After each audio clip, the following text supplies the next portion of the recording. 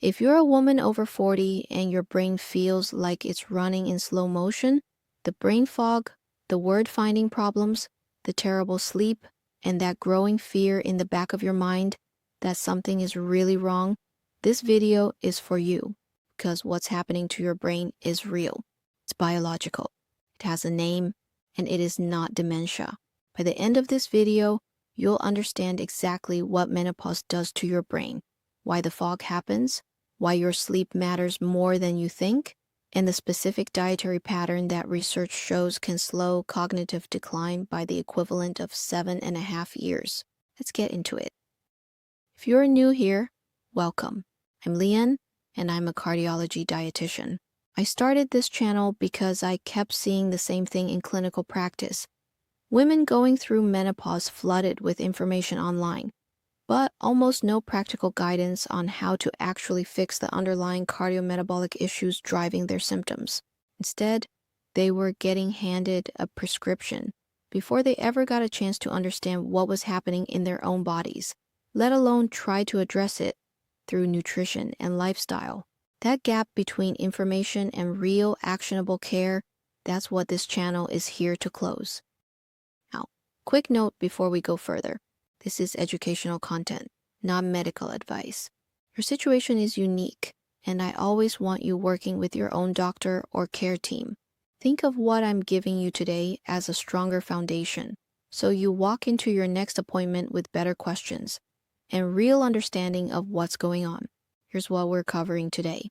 First, what menopause actually does to your brain, biologically. I'm going to show you the mechanism. Second, 2 popular beliefs about brain health that are flat out wrong and may actually be hurting you.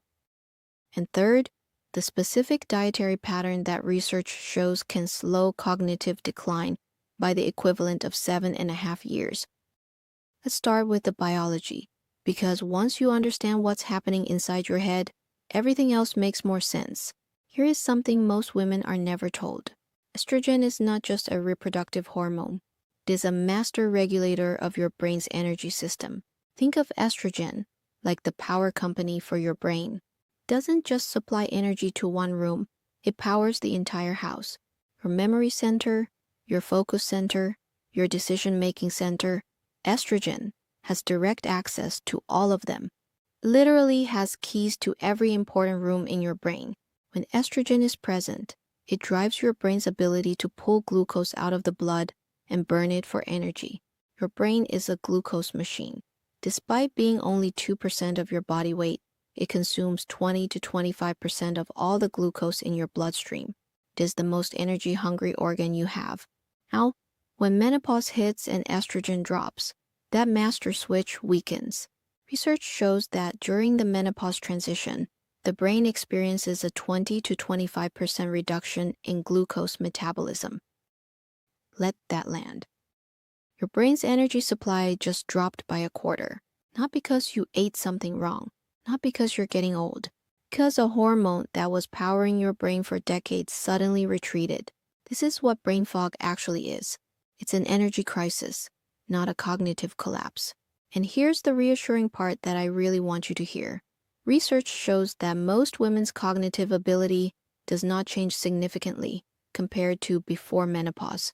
Your brain may feel tired, exhausted even, but it remains just as sharp. The fog is temporary. The sharpness is still there underneath. One more important distinction. Dementia is not forgetting where you left your keys. Dementia is forgetting what keys are for. If you're aware that your memory feels different, if you're noticing the fog, that awareness itself is a strong sign that this is hormonal, not neurodegenerative. But, and this is important, the choices you make during this transition can either protect your brain for the long term or quietly accelerate the damage that leads to problems decades later. Alzheimer's disease doesn't start at 70. The research tells us it has a 20 to 30-year silent buildup, which means the foundation for late-life dementia is being laid right now in your 40s and 50s. So what you eat, how you sleep, and how you manage your cholesterol during this exact window matters enormously. Now, let me tell you something about cholesterol that might genuinely surprise you. Your brain contains about 20% of all the cholesterol in your body. Cholesterol is essential for your brain. It builds the insulation around your nerve fibers, it forms the connections between brain cells, and it keeps your synapses firing properly. In plain English, cholesterol is what lets your brain cells talk to each other quickly and clearly. Without it, signals slow down, memories don't form as well, and your thinking gets sluggish. It's like the wiring in your house. You don't see it, but if the insulation cracks, the whole electrical system starts to short circuit. But here's the fascinating part. None of that cholesterol came from your bloodstream. Your brain sits behind a protective wall called the blood-brain barrier. And this barrier does not let cholesterol molecules from your blood pass through. Not a single one. This means your brain has to run its own private cholesterol factory. Inside your brain, specialized cells called astrocytes manufacture cholesterol from scratch, using glucose that you eat as the raw material. Once the astrocytes build the cholesterol, they package it onto little delivery trucks, a protein called ApoE, and ship it out to the neurons that need it. So when someone tells you that lowering your blood cholesterol will starve your brain, that is not how this works. Your brain's cholesterol supply is independent. It makes its own. But, and this is where it gets critical for women in menopause, your blood cholesterol still affects your brain, just not directly. When your LDL spikes during menopause, and 77% of women aged 45 to 64 have elevated cholesterol, that cholesterol damages the blood vessels that deliver oxygen and nutrients to your brain. It inflames the walls of those vessels. Over time, it compromises the blood-brain barrier itself. And here is the number that should get your attention. Research suggests that every increase of about 39 milligrams per deciliter in midlife LDL is associated with an 8% increase in all-cause dementia and a 17% increase in Alzheimer's disease. Now, I want to tell you about something that might be the most important thing in this entire video, because it connects your hot flashes directly to Alzheimer's risk in a way that most women have never heard. Your brain produces waste. All day long, as your neurons fire and communicate, they generate toxic metabolic byproducts, including proteins called amyloid beta and tau. These are the exact proteins that, when they accumulate, form the plaques and tangles of Alzheimer's disease. Your brain has a cleaning system to deal with this. It's called the Glymphatic System. Think of it as your brain's washing machine. Here's how it works. When you enter deep sleep, specifically slow wave sleep, the deepest stage of non-REM sleep, something physical happens inside your skull. Your brain's glial cells actually shrink. They contract. And that opens up the spaces between the cells by up to 60%.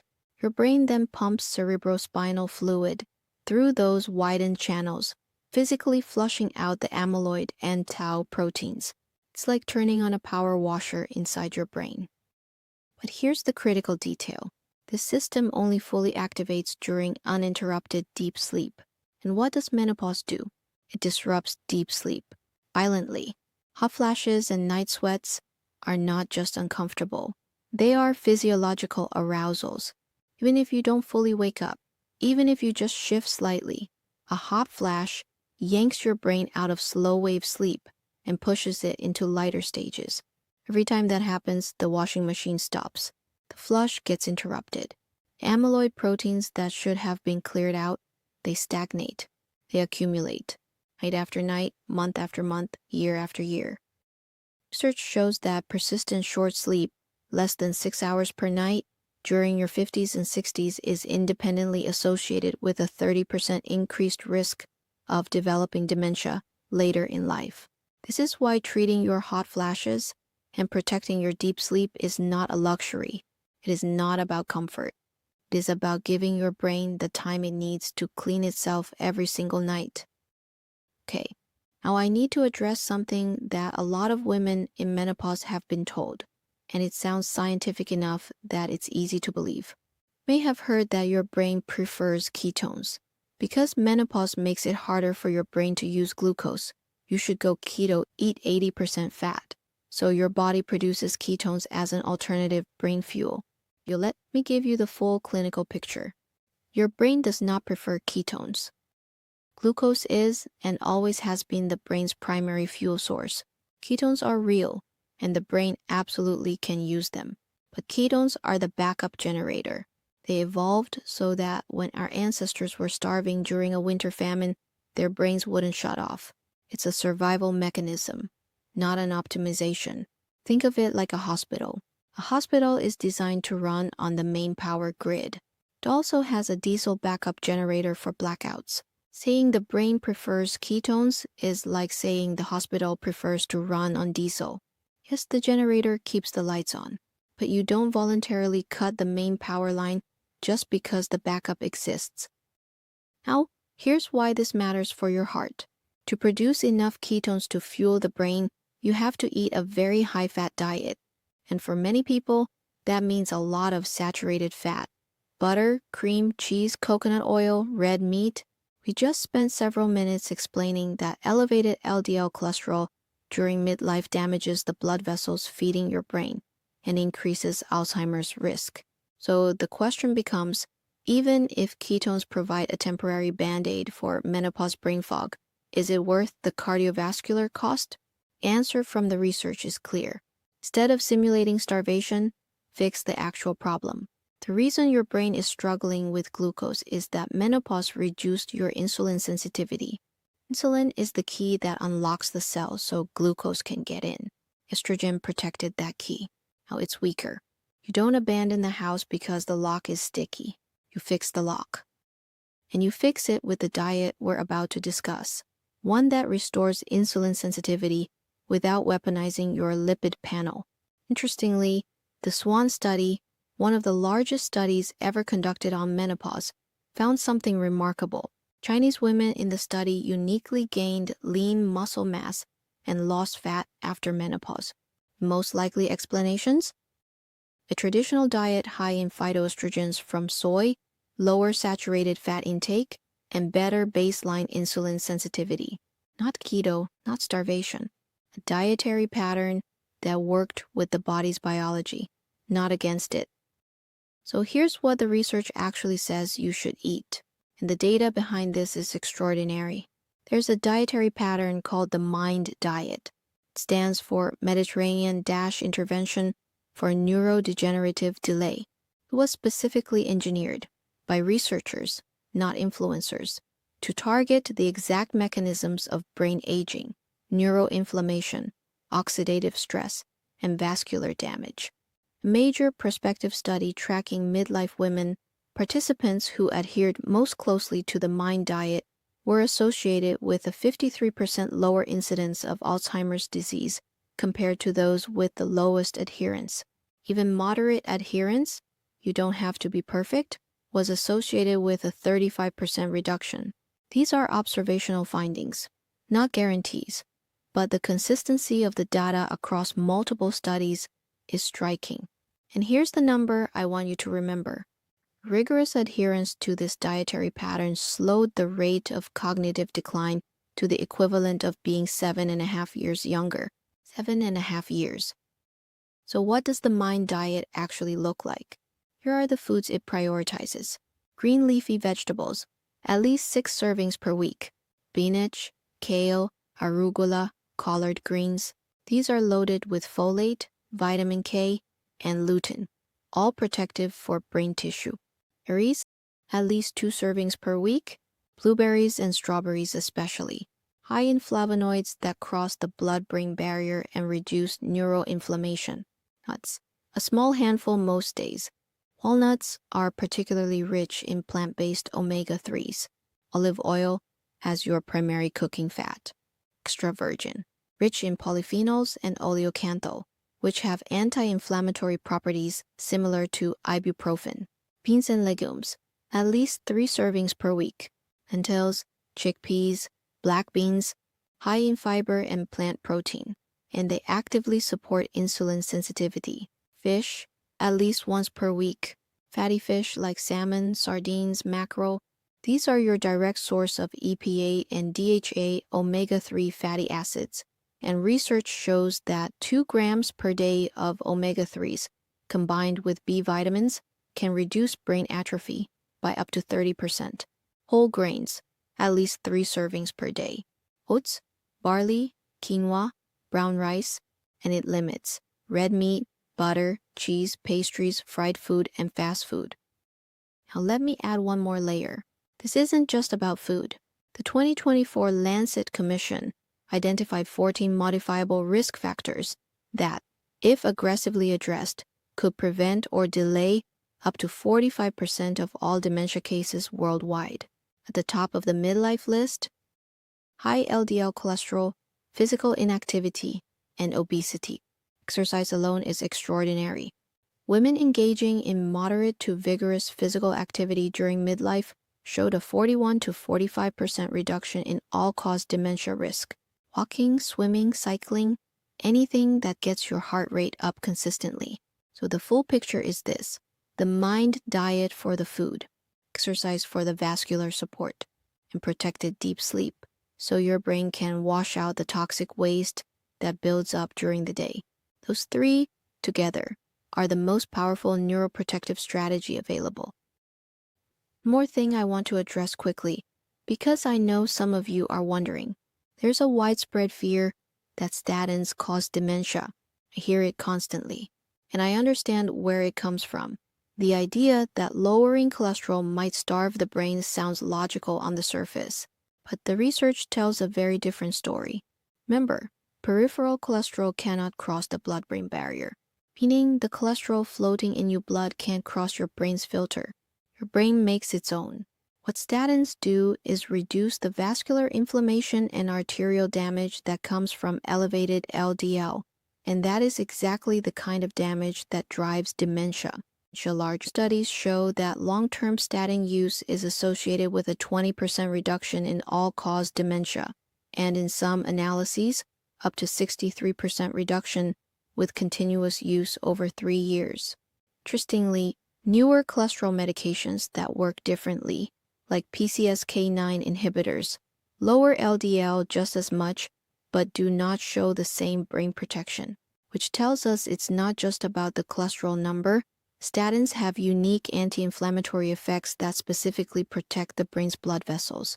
Now, if you're someone who experiences real side effects from statins, especially muscle pain, that is valid. That conversation with your doctor matters. But the cognitive fear, the research does not support it. If anything, the evidence points the other direction. Statins are a big topic on their own, and I'm putting together a dedicated video on statins during menopause, what the research actually shows for women, and how to have that conversation with your doctor. If you want to be the first to know when that drops, click the link below to join my newsletter, where I send out the latest nutrition and medical breakthroughs on menopause health. Let me bring this all together. Your brain is not broken. Menopause changed 3 critical things: your brain's energy supply, the cholesterol system that maintains your brain's blood vessels, and the nightly cleaning crew that washes out toxic proteins while you sleep. The brain fog you're feeling is a temporary energy adjustment, not the beginning of a cognitive collapse. But the choices you make right now in this window will determine how your brain ages for the next 20 to 30 years. Let me say that again. The choices you make right now in this window will determine how your brain ages for the next 20 to 30 years. The plan is clear. Eat the mind diet. Leafy greens, berries, nuts, olive oil, beans, and fish. This is not a trend. This is an engineered dietary pattern that was proven to reduce Alzheimer's risk when followed persistently. Move your body.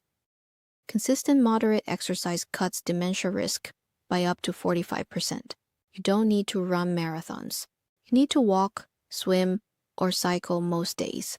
Protect your deep sleep. Your brain washes itself at night. If hot flashes are stealing your sleep, that is not a comfort issue. It is a brain health issue. Talk to your doctor about treatment options. Manage your midlife cholesterol. This is the window where it matters most. You are not powerless here. The biology changed. Your response can change too. If this video helps clarify what's happening in your brain, hit the like button and subscribe to this channel for more videos like this. I make content for women who want real science about heart and brain health, not fear-based noise. And leave me a comment below. Your engagement helps support the channel, make it more visible to more people who need to hear this. I read every comment, and your question might become the next video. If you want a step-by-step system to actually build the mind diet into your real life, meal plans, shopping lists, and the lab markers to track, that's exactly what my website is designed for. There's a link below. Take good care of your brain during this major renovation period of your life. I'll see you in the next video.